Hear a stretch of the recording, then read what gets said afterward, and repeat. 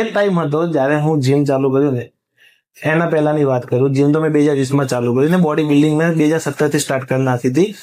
પણ એક ટાઈમ એવો 2017 થી 2020 વચ્ચે એવો આવ્યો હતો ને કે એમાં કોઈ ભાઈબંધ ને ફોન કરું ને તો એ ફોન ના ઉપાડે પેલા, તો કે પૈસા માંગશે.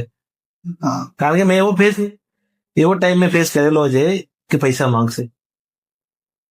એ વખતે મારી કન્ડિશન ખરાબ હતી, કારણ કે ઘરમાંથી ડાયટ માટે રૂપિયા નતા આપતા. હું પહેલા તો ડાયટ બનાવીને વેચતો હતો. ડાયટ બનાવીને સેલ કરતો હતો, વેચતો હતો. ઓકે, કેવી રીતે મતલબ? હું ઘરે ડાયટ બનાવતો, 4-5 ક્લાયન્ટ રાખતો, દિવસના આપી દેતો, એટલે મારો ડાયટ નો ખર્ચો નીકળી જતો. બરાબર છે. પછી એમને બંધ કરી નાખ્યું. પછી મેં એક લોડિંગ રિક્ષા લઈ. તો હું જીઆઈડીસી થી રિક્ષાલામાં ડેલી ના ફેરા કરતો, માલ ભરી લઈ. તમારા ફાધર નું જ કામ કરતું રહી? ના, તો એક કારખાનું હતું જે અમારે ત્યાં, અમારું જ કારખાનું હતું. હું જ ડિલિવરી કરતો હતો. હું બીજાને આપું એના કરતા હું મારા ડાયટ માટે લેતો હતો પૈસા. બરોબર.